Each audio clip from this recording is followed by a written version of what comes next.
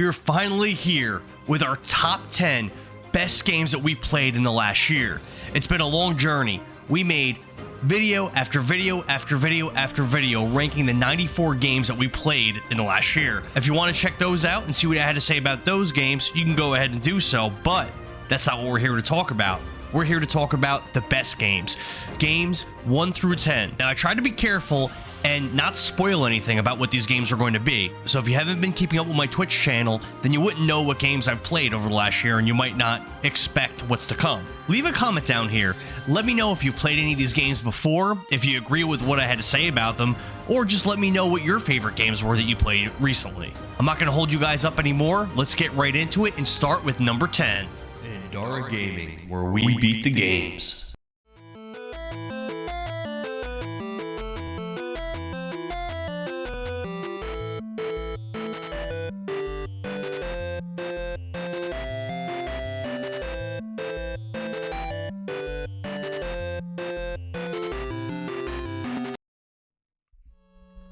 Number 10, Mega Man 3, released for the NES in 1990. Mega Man 3 is an action platform game, developed and published by Capcom. It's the third game in the original Mega Man series. The plot follows the titular hero Mega Man as he helps his creator Dr. Light and his former nemesis Dr. Wily collect parts for a peacekeeping robot by defeating several robot masters that have gone haywire. Apparently, Dr. Wily is no longer an antagonist. Or is he? This game follows the format of its two predecessors. The player may choose to complete stages in any order.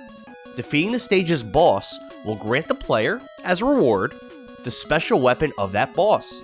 The weapons acquired can be used at will for the remainder of the game. Mega Man 3 introduced some new gameplay elements to the series, such as Mega Man's canine sidekick Rush, and the ability to slide along the ground, which became a staple of the series moving forward. Mega Man 3 takes place during an unspecified year during the 21st century and about 2 to 3 months after Mega Man 2. With the mad scientist Dr. Wily having reformed his evil ways, he joins Dr. Light in the construction of Gamma, a peacekeeping robot. Robot Masters, Top Man, Shadow Man, Spark Man, Magnet Man, Hard Man, Snake Man, Gemini Man, and Needle Man go berserk and make off with Gamma's 8 power crystals. Mega Man is called into action to retrieve said crystals. You eventually learn Dr. Wily was behind it all and never truly turned from his evil ways. He even stole Gamma. Big shocker. You must then confront Dr. Wily in his new fortress and defeat him once again. This was a tough game, but it was NES hard, which I like. I enjoyed figuring out how to beat each stage, overcome the various obstacles, and defeat the robot masters. I've only played the first 3 games in this series so far, but Mega Man 3 is definitely my favorite. I found Mega Man 3 to be more polished than 2, which is why I ranked 3 several spots higher. I beat Mega Man 1 years ago, and I didn't like it very much. Also, I use save states, so that doesn't really count as being the title, by the way. Mega Man 3 did have some room for improvement, as the final boss was pretty lackluster.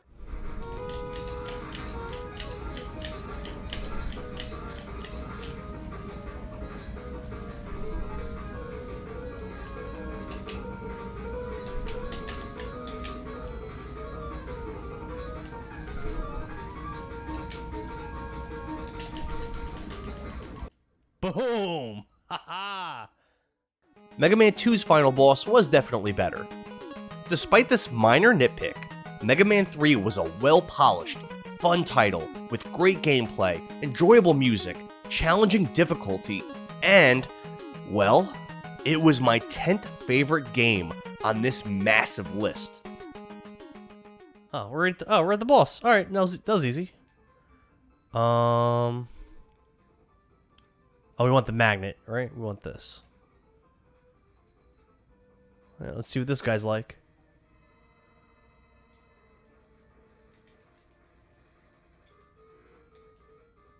Oh, that's pretty cool. Oh, I'm out of energy.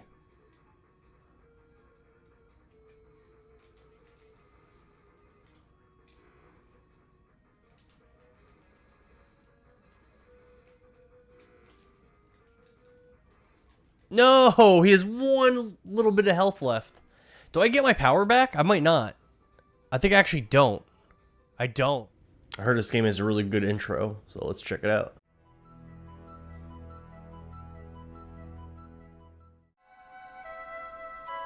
Ys, the ideal utopia. The seemingly tranquil paradise suddenly pulled from the height of its civilization to the empty abyss of infinite isolation. How could such a land of promise simply vanish from the face of the planet? Number 9, Ys Book 1 and 2, released for the TurboGrafx CD in 1990. Ys Book 1 and 2 is an action role-playing compilation consisting of enhanced remakes of the first 2 Ys games, Ys, Ancient Ys Vanished, and Ys 2, The Final Chapter. This was one of the first games to use CD-ROM technology, and it had enhanced graphics and animated cutscenes.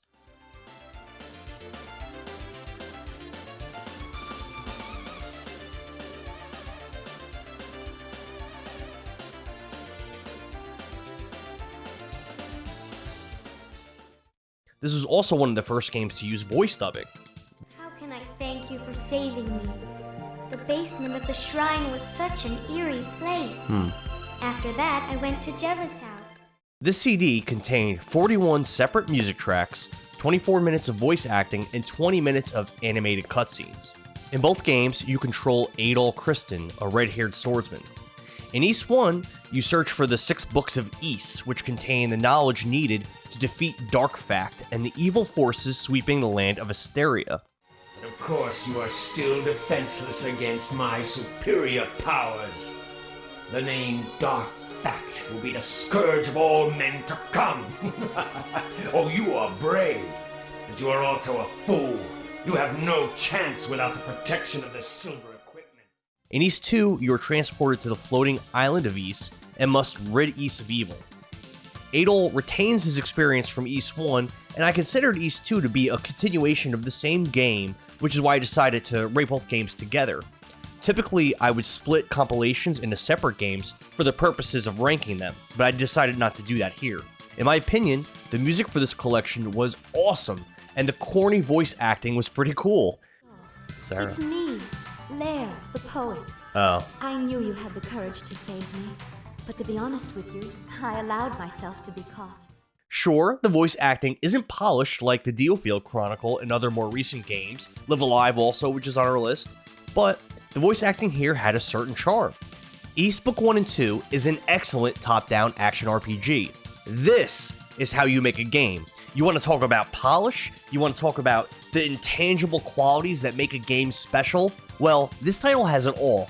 The character progression, music, the mystery, the story, and the charm of this title had me playing this one non-stop until I beat it. The NES game Crystalis, which I mentioned earlier in my list, tried to emulate Ys, but compared to Ys Book 1 and 2, Crystalis is a cheap knockoff. Finding new weapons and armor, leveling up, and making it to the new areas was just thrilling in Ys Book 1 and 2, and the rocking soundtrack left me pumped up and hyped as hell for the entire ride. On a slightly negative note, I did feel the second part was a bit weaker than the first. Ys 2 introduced magic, which added to the depth and variety in combat, but it seemed a bit overpowered. Also, you were forced to grind to defeat Darm, the final boss of Ys 2, as achieving the maximum level on Adol actually changes the mechanics in that final battle. Your blows freeze Darm when you're at max level, but I found it nearly impossible to put real damage on him before grinding up all the way, because when you hit him, he just keeps moving and he never really slows down, giving you that opportunity to inflict considerable damage on him. That tiny nitpick aside, Ys Book 1 and 2 is an absolute must-play game. For anyone that likes RPG games, you have to play this game. Especially if you like action RPGs, what are you doing? Go out, find a way to play this game right now. I played it on the TurboGrafx Mini, but there's definitely other ways to play it. Emulation, do whatever you have to do. Play this game. The Dallas? Such a brave warrior you are, Edol. I am truly impressed that you've made it to this lofty point. I commend your efforts. However, you'll be distressed to hear that I've already rung the death bell 4 times. If I ring it once more, the girl Maria will die.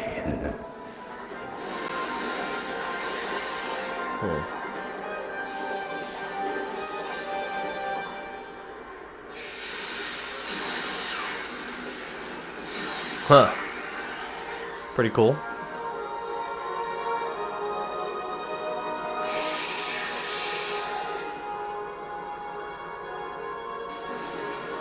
I mean, they're clearly looking for her, but who's she? Number 8. Panzer Dragoon Orta, released for the Xbox in 2002. Panzer Dragoon Orta is a rail shooter, similar to the first 2 Panzer Dragoon titles. It was developed by Smilebit and published by Sega. The story follows a girl, Orta, who embarks on a quest to prevent the abuse of powerful ancient technology. Orta is implied to be the daughter of Edge and Azel, the 2 protagonists of Panzer Dragoon Saga, which was mentioned earlier in our list. At the start of the game, Orta was being held captive by a tribe called the Seekers, who also played a role in Saga. The Seekers feared Orta was a harbinger of doom and wished to contain her. Orta was freed when the Empire attacked the Seekers' city with their dragon mares. Orta managed to escape on the current incarnation of the Dragon of Destruction. The story in this title is told through cutscenes, CGI, and in-game dialogue using the made-up language of the series. Gameplay in this title consists of the player shooting down enemies on a fixed track while flying on the back of a dragon. The player has full control over the camera, with the ability to shift their view and aim in a full 360 degrees. This is vital, as threats in this title can come from anywhere, and some of the intense boss fights require you to constantly shift your direction of aim. Players can rotate around targets in 90-degree increments, allowing them to avoid enemy fire and target different areas.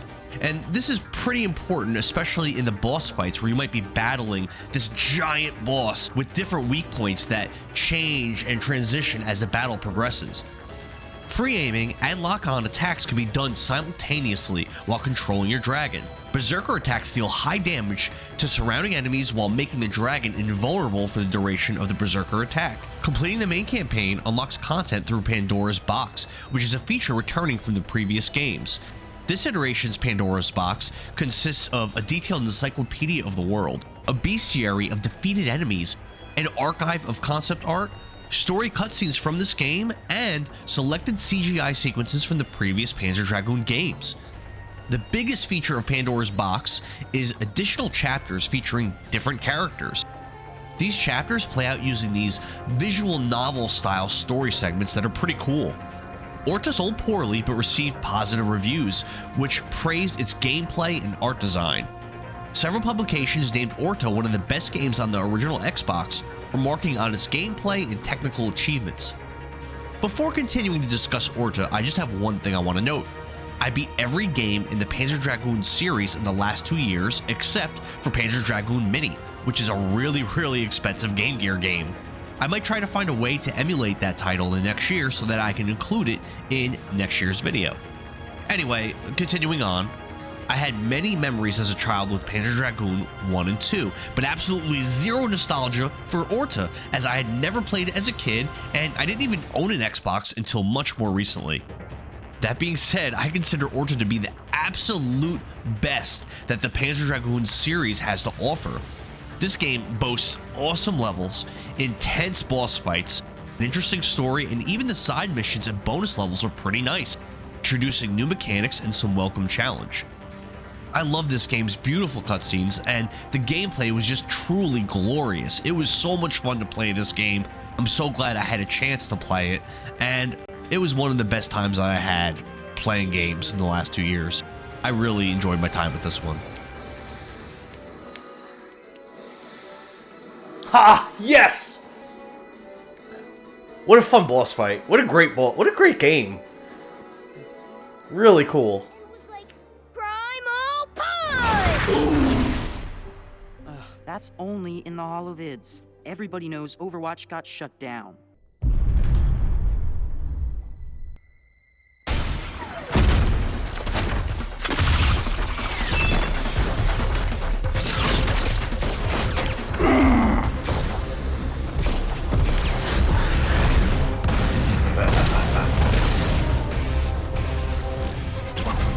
What are you looking at?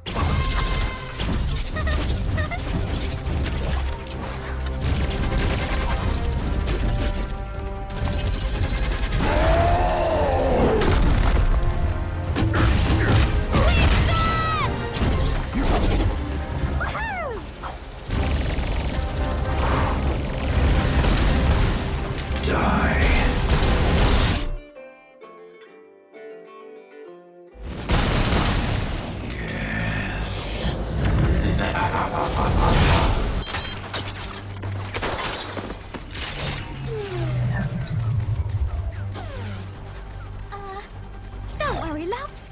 Cavalry's here. Number 7. Overwatch, released for the PS4 in 2016. Overwatch is a team-based hero shooter released by Blizzard Entertainment. It's a spiritual successor to Team Fortress, which was a game that I played a lot as a kid. Overwatch divides players into 2 teams of 6. Those players may choose from an enormous group of characters known as heroes. Each hero has unique abilities, and initially, the heroes were divided into 4 distinct roles: tank, attack, support, and defense. Over the course of this title's life cycle, many patches were released adding characters and maps, as well as various other changes that they made. Eventually, one of those changes was to remove the defense role entirely, consolidating defense characters into already existing roles. During gameplay, teams work together to accomplish map-specific objectives within a time limit. Blizzard frequently tweaked this title after release, adding new game modes, balance changes, and adding new maps and characters like I previously mentioned. Blizzard did not charge players anything for the additional content.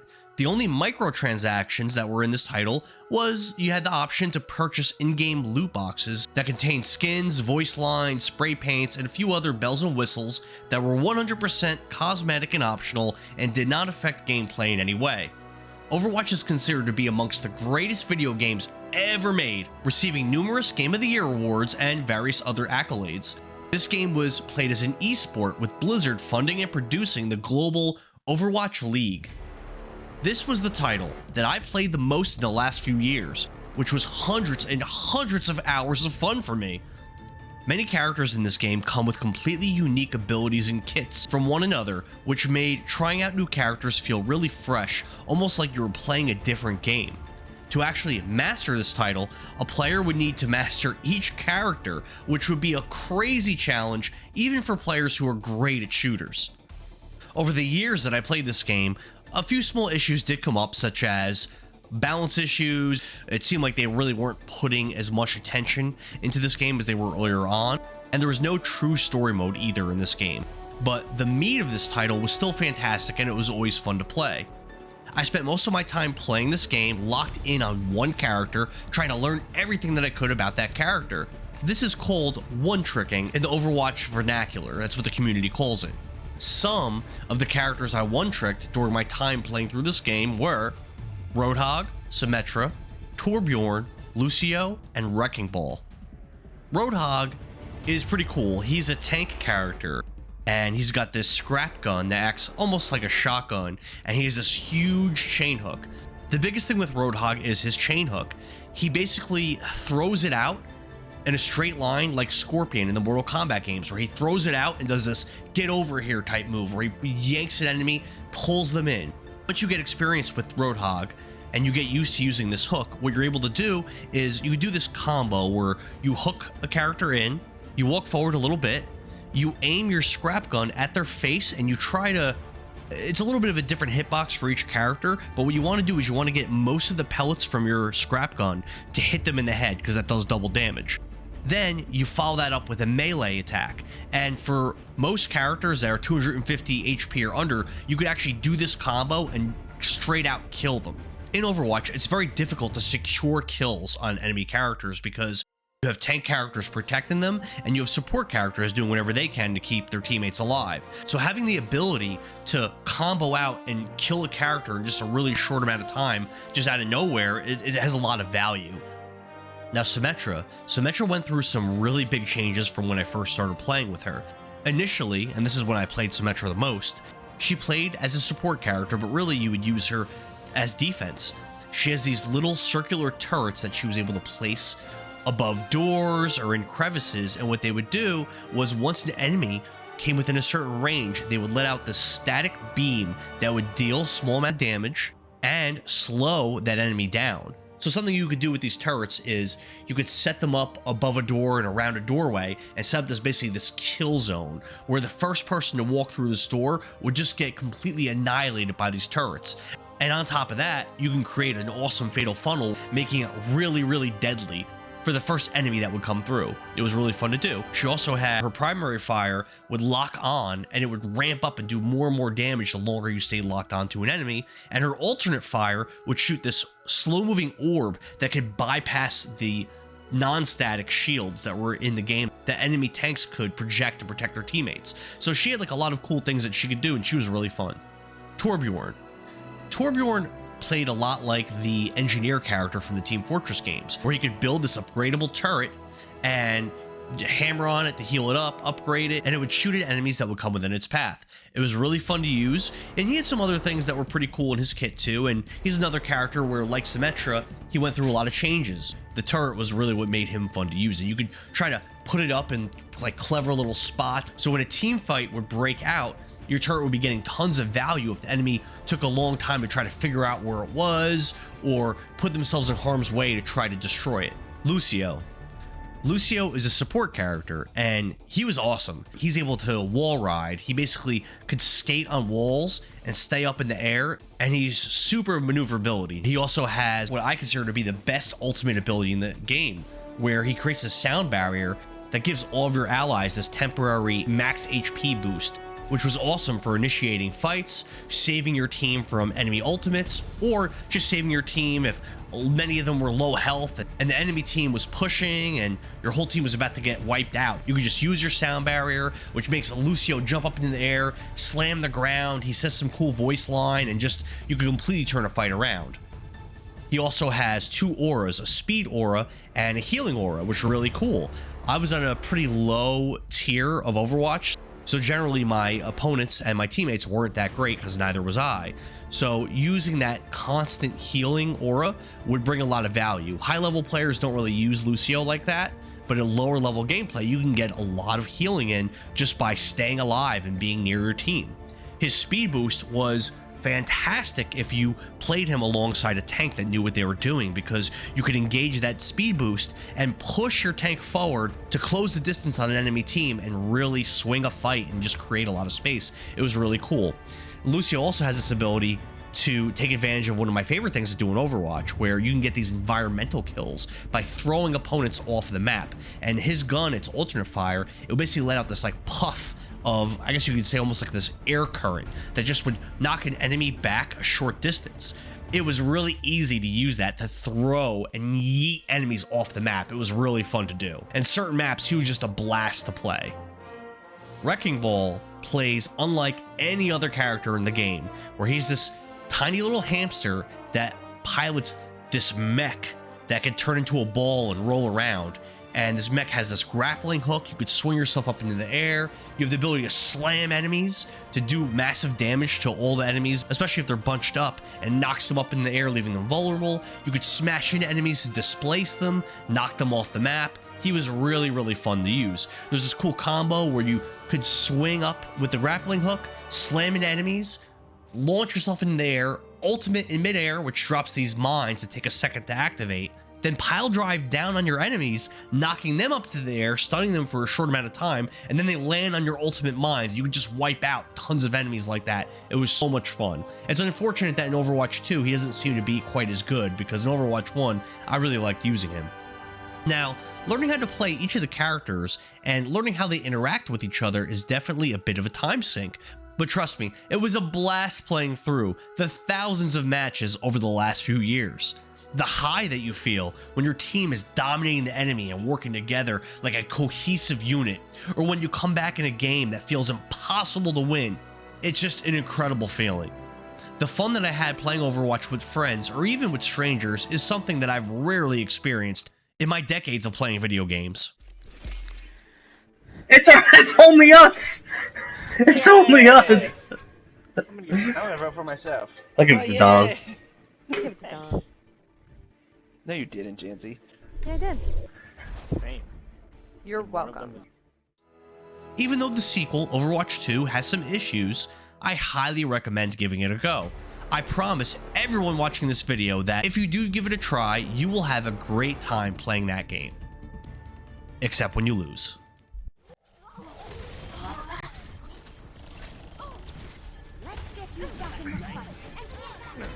No recall on the Tracer.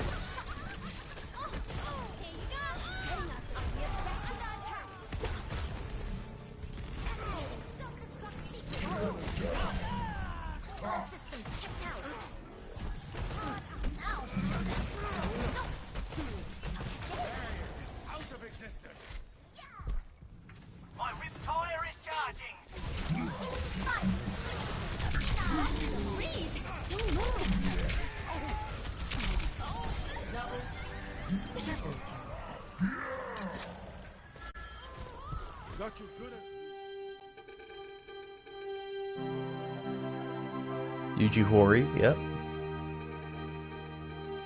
Akira Toriyama, who does all the art for like Dragon Ball Z, some other popular things. He does the art for these Dragon Quest games. He designs the characters and everything. So again, this is supposed to be one of the worst games in the series, but we'll see.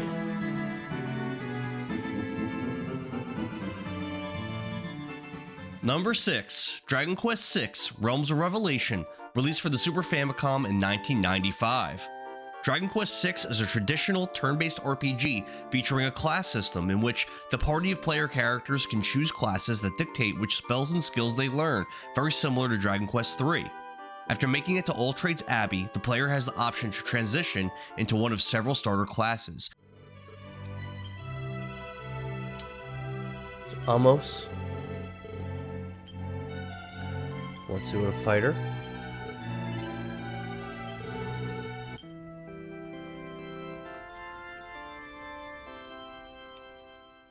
Each class has 8 levels, which are gained by winning a specific number of battles. Advancing in level teaches a character new spells and skills, which are retained through any class changes. Some of the skills are useful in combat, while others are used for utility purposes outside of battle. Once a character has mastered a specific set of 2 to 3 starter classes, they can change into an advanced hybrid class that builds on the themes of the mastered basic classes. For example, mastering Warrior and Martial Artist unlocks the Gladiator class, which can lead to a character learning powerful physical attacks. Mastering several of the hybrid classes unlocks the incredibly strong Hero class.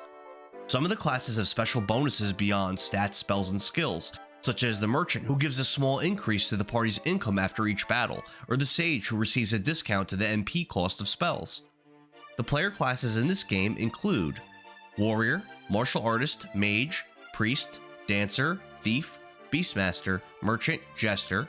Then there's the advanced classes, Magic Knight, Gladiator, Luminary, Paladin, Ranger, and Sage. There's also the single ultimate class, which is the Hero class, and there are 2 secret classes, Dragon and Liquid Metal Slime. New features from the 5th iteration include monster animations for when monsters attack you, a slime arena, and a best dresser contest. 3,000 gold to participate, damn.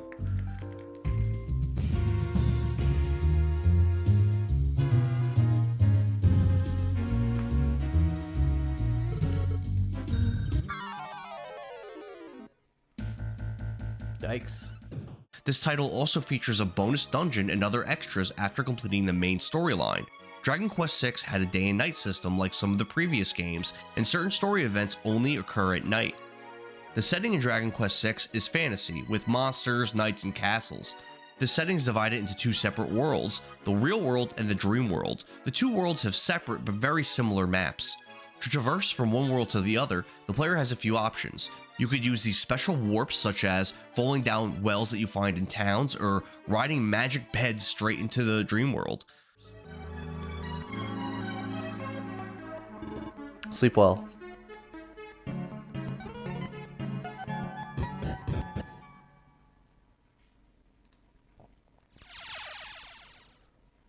I think we're in the next world now.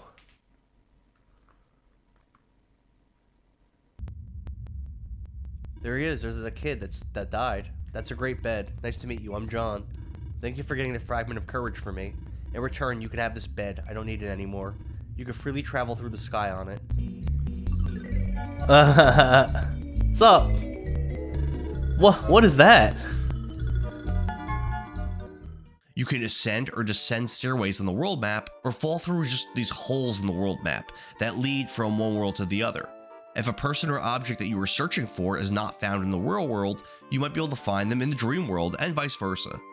I read about this game before I played it, and I had learned that this is considered to be the dark horse of the series, and not really that good, but I found it surprisingly good, great even.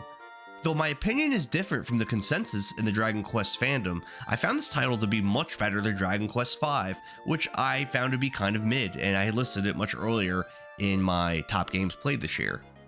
This game featured fun combat, and I really enjoyed the two separate worlds mechanic. I found that the NPCs were useful, and talking to them could guide a player where they're supposed to go, which is something that I look for in these old RPGs, and something I really like. This game featured just lots of post-game extras. I spent over 20 hours, I would say, doing the side content, unlocking the secret classes, looking for stuff, recruiting certain characters, grinding my characters up, and making sure they all unlock the hero class. The bonus dungeon itself actually had some stiff requirements where you had to have every single class, at least on one character, leveled up all the way to level 5 in order just to unlock that bonus dungeon. I found the class system was really rewarding. And that's really what drew me to this game and made me rank this game so high. I love the class system. I love class systems in general in games, but I really like the way that they did that here. The class system just felt really rewarding, and I spent a lot of time maxing everything out. That hero class was so badass, and it was really fun to unlock that for a bunch of my characters. I found that the class system, I would say, was kind of similar to the class system in Final Fantasy Tactics, which was one of my favorite games of all time, and one of my favorite RPG progression systems of all time. I don't think I would go as far as to say that the class system in this game was better than what Final Fantasy Tactics had to offer, but there were definitely some things that they did better. Like having that bonus dungeon have that stiff requirement. I really liked that. You had to explore every class, at least to some extent, to be able to unlock that final dungeon.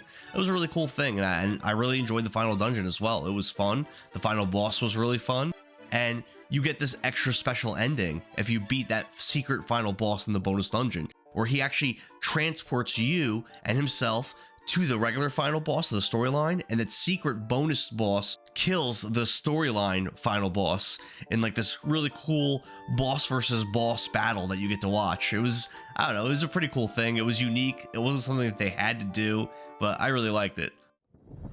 All right, this is the demon. Beanie, oh no. Okay, big bang. Impossible to be beaten so easily.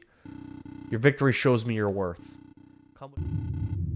What are all of you doing here? Oh, it brought us to the boss of the game. These people defeated me easily. What are you saying? You fool, I'll teach you. I recommend this game. It's definitely worth checking out. I believe that the only version of this game that you could play in English normally is on the Nintendo DS, but I played the Super Famicom version. I used a fan translation, and I think it was worth doing. Check this game out if you like RPGs. You're not going to be let down.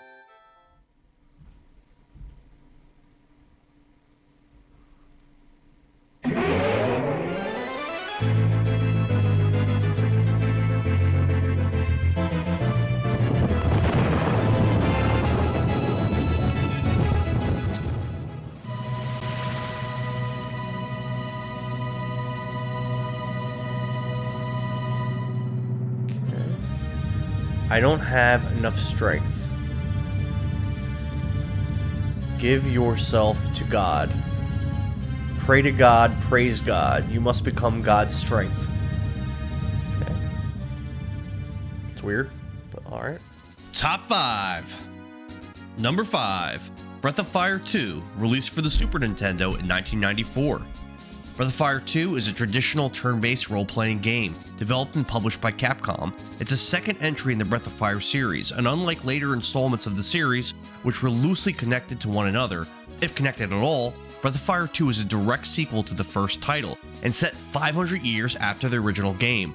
The story here centers around Ryu Bateson, whose family disappeared mysteriously long ago.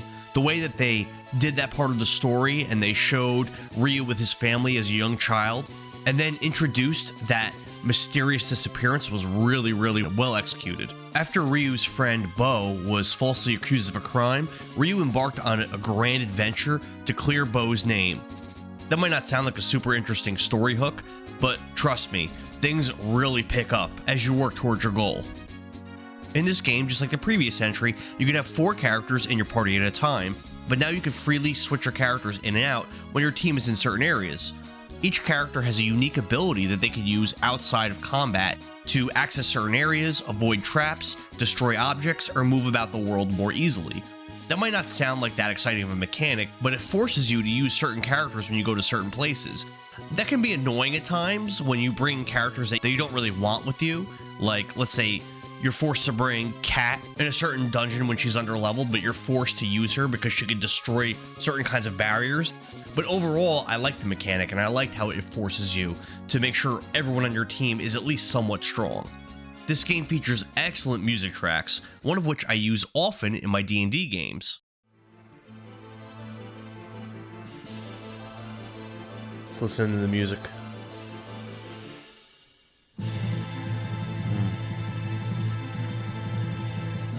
Ooh.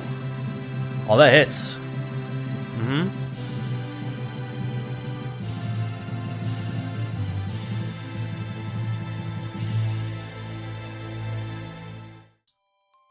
Town building is one of the more unique features of this title. In this game, you could populate a town with merchants of your choice, and your town grows as the game progresses. You cannot recruit every merchant in the game during a single playthrough, so this feature, amongst others, adds to the replayability and longevity of this title. It can definitely bring you back to play through it again and again. There's a small community of streamers. It's a Jank Brothers Discord. And this is one of the games, especially when it comes to RPGs, that they always go back to and that they play over and over and over again. Speaking of the town building, you can recruit these certain NPCs called Shaman in this title. The Shaman join your town, and each Shaman has their own elemental alignment. You can fuse combinations of up to 2 Shaman to each player character, granting that character increased power and new abilities. And certain combinations of these fusions can actually cause your characters to physically transform, and they'll actually look entirely different from how they normally would. These transformations are kind of similar to the transformations that were present in Breath of Fire 1, except here you have more options for customization. Aside from the first one, the Shaman themselves are generally pretty well hidden and rare to find.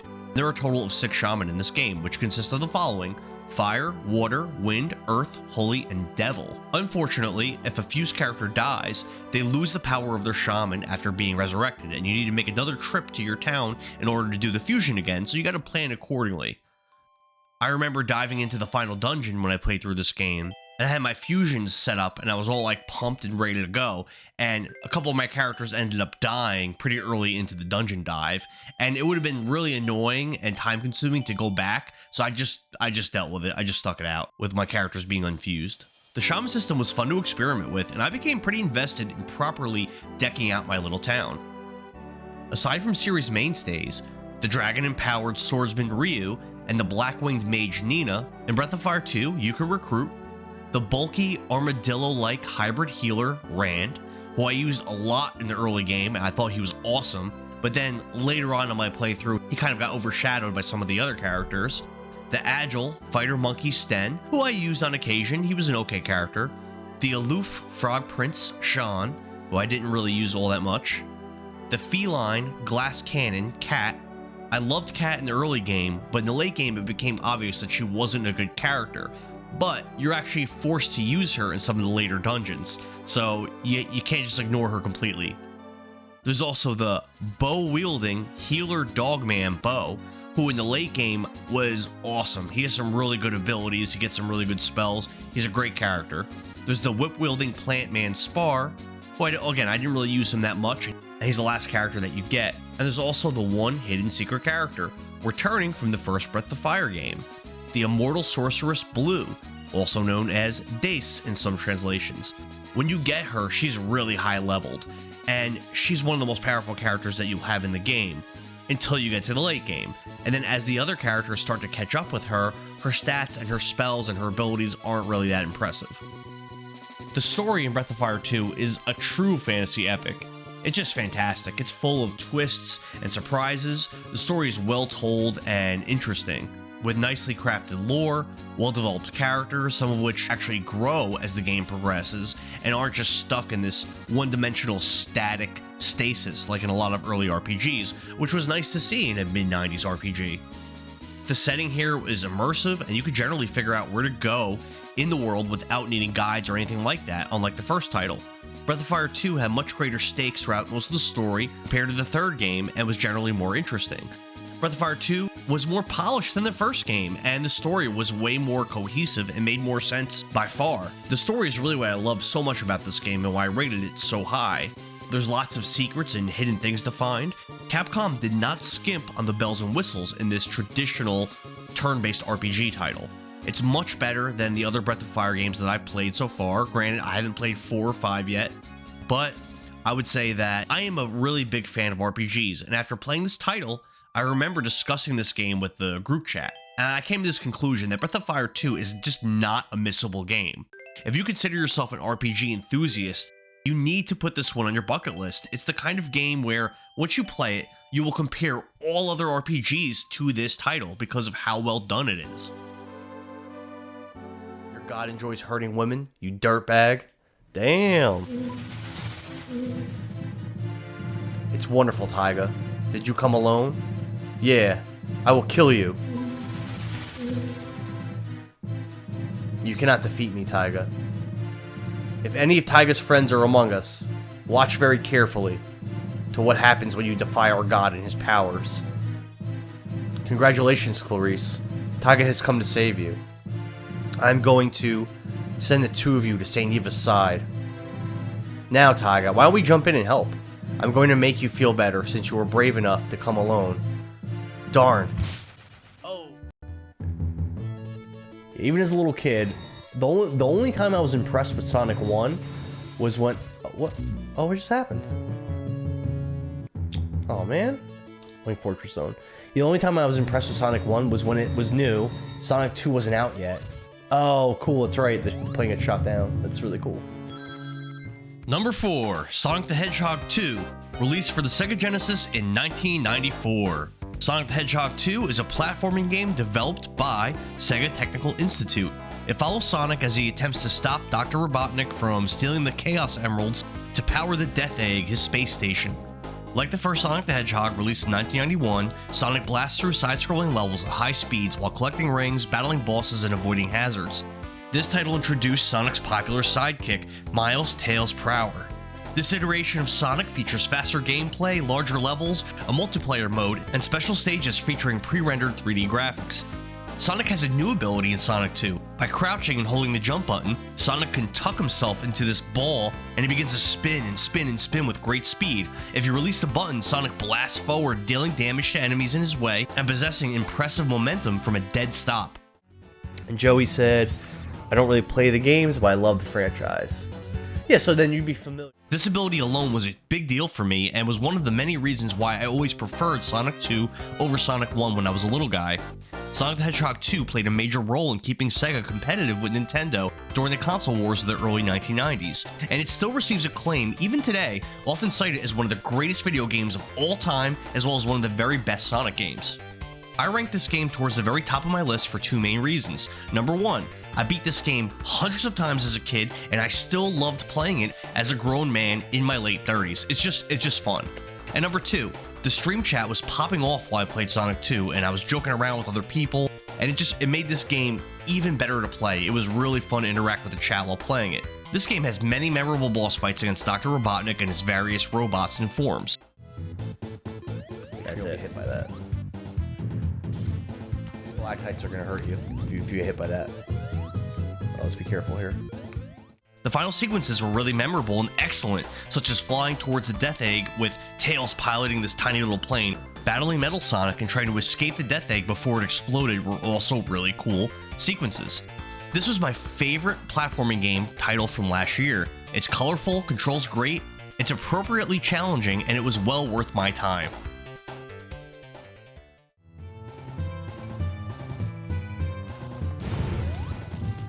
That's it. Did we do it, or is there more? Oh, I think that must be it. We just ran off the space station explodes. Tails comes and saves you. I dig it. That is a nice sequence. Yeah, there are definitely some cool sequences in this game. I like when you go to that airship initially with Tails. I think it's a cool sequence. Look at that. The first chapter is from the perspective of Ragnar, a soldier looking for missing children. The second, from the perspective of Elena, a strong-willed young princess and her two retainers, Bray and Christo. The third is from Taloon, an ambitious merchant. And the fourth is from Mara and Nara, two sisters seeking vengeance for their murdered father. In the fifth chapter, you play as one of those chosen heroes of prophecy. Number 3, Dragon Quest IV: Chapters of the Chosen, released for the Nintendo Entertainment System in 1992. Titled Dragon Warrior 4 when localized for North America, this is the fourth title in the Dragon Quest series and the first game in the Zenithian trilogy within the franchise. It was developed by Chunsoft and published by Enix. This title differs from the rest of the series, breaking up the game into 5 separate chapters with separate protagonists. The final chapter brings all the chapters and characters together in a satisfying way. This is a traditional role-playing game and is absolutely fantastic. The story is epic, battles are fluid and fun, the characters are interesting, and the world is nicely fleshed out, especially considering that this was an 8-bit game. I would go deeper into my feelings on this game as I have many, but I already did a full, nearly 20-minute review of Dragon Warrior 4, which can be found on this channel. Here's a short clip from that review where I'm gushing over how much I love this game. You want to keep going. You want to find the next treasure. You want to find the next boss. You want to push the story forward. Also, unlocking the wagon, boat, and air balloon helps you, obviously, with the travel time, but also keeps things fresh. I didn't mind floating around on the air balloon to uncover some new areas that I hadn't been before. And it was interesting kind of to explore. My final gameplay and fun factor score, 9 out of 10. Needless to say, Dragon Quest IV was quite a surprise. I have a lot of nostalgia for the NES, which I often reference, but this is a title I wasn't even aware of as a child. Had I known about this game in the early 90s, I would have been absolutely blown away playing through it. The graphics aren't anything to write home about, and the static black background during battles is a glaring negative when compared to the backgrounds used in Dragon Warrior 1, also for the NES. But do good graphics make a good game? Hell no! The story, gameplay, and fun found in Dragon Warrior 4 makes this a great game and the third best title out of the 94 games that I played over the last 2 years. If you're an RPG fan with the patience to make it through an older game that's a bit dated, this is well worth your time. Check it out, play it, and you can thank me when you're done. Princess Elena has defeated 5 opponents.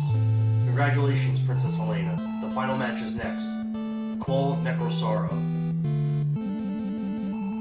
Where is he? Bring Necrosaro now.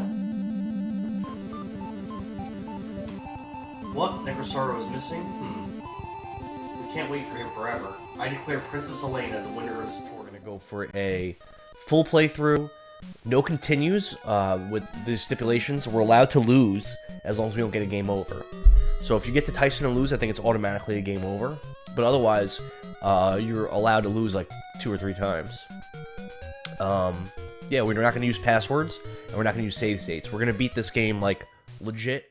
Number 2, Mike Tyson's Punch-Out, released for the Nintendo Entertainment System in 1987. Mike Tyson's Punch-Out is a boxing game developed and published by Nintendo and is an adaptation of the arcade video game Punch-Out, released in 1984. This title received critical acclaim and is considered one of the greatest video games of all time. Punch-Out features Little Mac as the main character, fighting his way up through the ranks of the World Video Boxing Association. Mike Tyson's Punch-Out featured Mike Tyson as Little Mac's final opponent, who was the real-life World Heavyweight Boxing Champion around the time that this game was released. After the license to use Tyson's likeness expired, he was replaced by the fictional Mr. Dream, and the title of this game was changed to simply Punch-Out.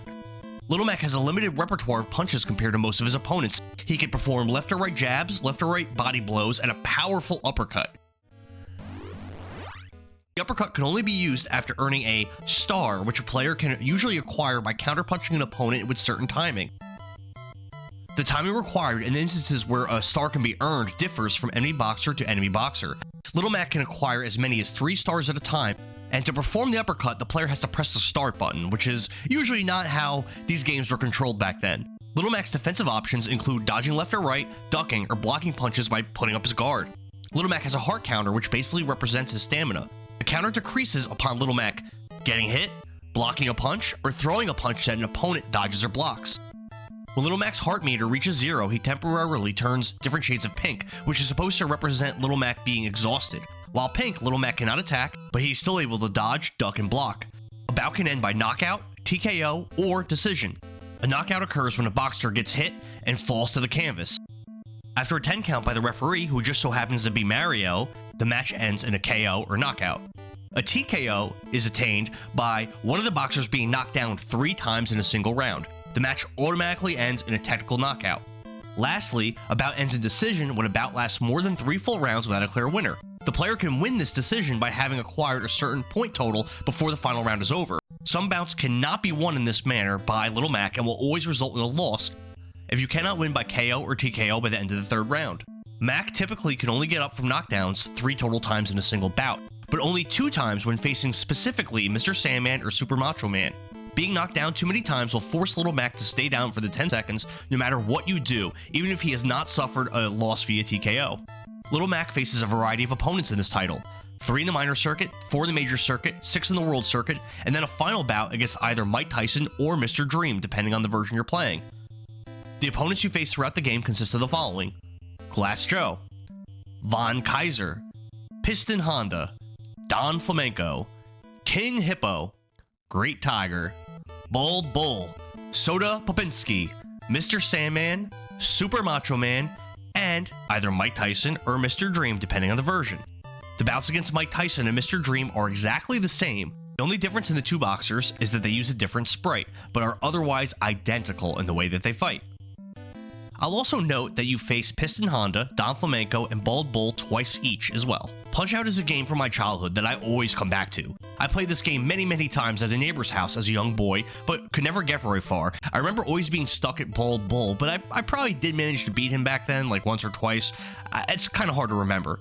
Then as a teenager, way after the NES no longer came out with new games, I picked this title up and played the hell out of it. I think I may have beaten the game back then, or perhaps I only got to Iron Mike Tyson. I don't exactly remember. But I played this game many times since then, including streaming this title and beating both Iron Mike and Mr. Dream during 2 separate playthroughs over the last 2 years. Both times I had to train and play the game for several days before actually being able to beat the game. Getting really good at this title requires pattern memorization and learning the timing, but it is so much more than that. Those that consider this to be one of the greatest games of all time are right. This game is fantastic. Battling your way up through the ranks is thrilling and gives the player that old school, your hands are sweating, there's high stakes, there's pressure, like if I don't win right here, I get reset way back in the game, I've got to win right now. It's that high stakes gaming experience that is just lost on newer games and newer players. I'd imagine that even when I'm an old man and I'm in the twilight of my years, I'll look back fondly at Mike Tyson's Punch-Out as one of the greatest games I had ever played. 1, 2. We actually did it. We actually did it in round 3. We did it in round 3. We beat Mike Tyson round 3. We did it. We did it. Full run from the beginning, from Glass Joe till the end of the game. Mike Tyson, great fighting. You were tough, Mac. I've never seen such finger speed before. We actually did it. Know that I will tear your heads from your shoulders. The dead must have their tribute. As big class reunions go, this one's gotta be the worst in history. Years ago, we fought here as classmates. But not today. Number 1. Fire Emblem Three Houses, released for the Nintendo Switch in 2019. Three Houses is a tactical RPG developed by Intelligent Systems and published by Nintendo, and is the 16th installment in the Fire Emblem series. This was the first title released for home consoles since Fire Emblem Radiant Dawn, released in 2007 and mentioned much lower in our rankings. In this iteration, the game centers around a hub area filled with students called the Garreg Mach Monastery, and the player must choose one of 3 separate classes/factions to lead. The player, acting as a new professor at this soldiers' academy, is responsible for training, recruiting, and socializing students, as well as leading them through a series of battles. This game maintains the turn-based tactical gameplay of the previous Fire Emblem games, but the well-known weapon triangle mechanic is not present here. The weapon triangle from the previous entries is a kind of rock-paper-scissors mechanic during combat where certain weapon types are stronger or weaker against certain other weapon types.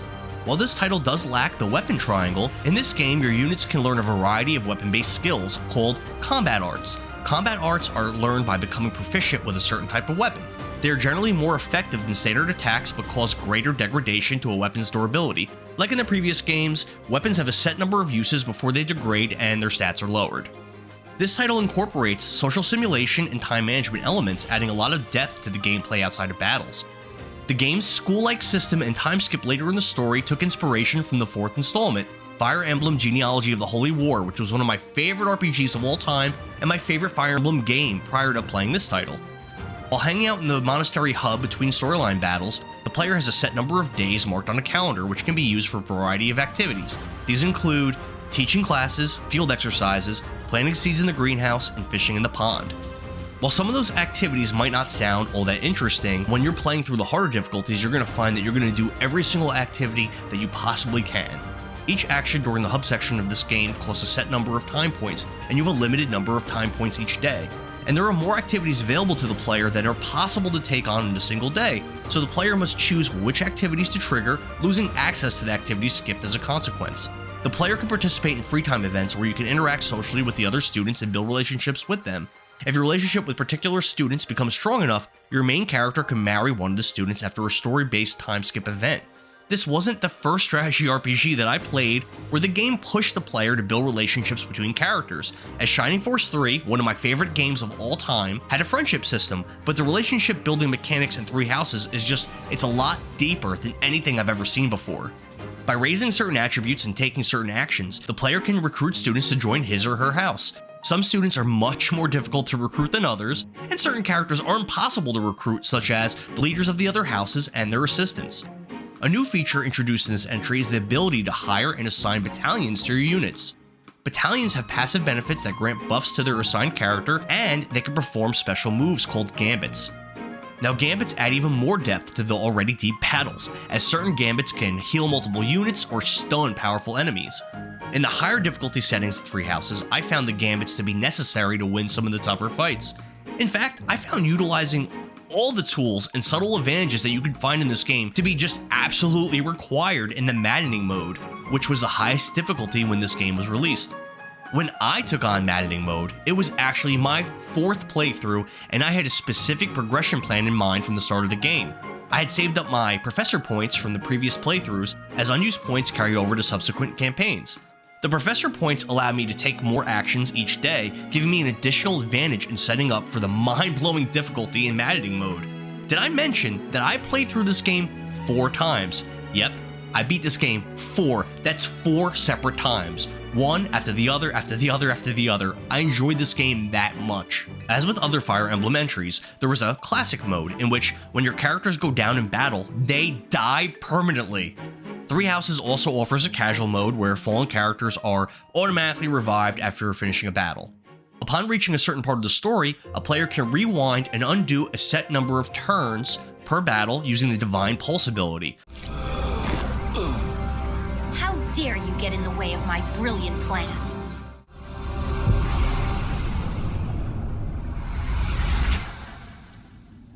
Run along now. Thanks for all your help, sir.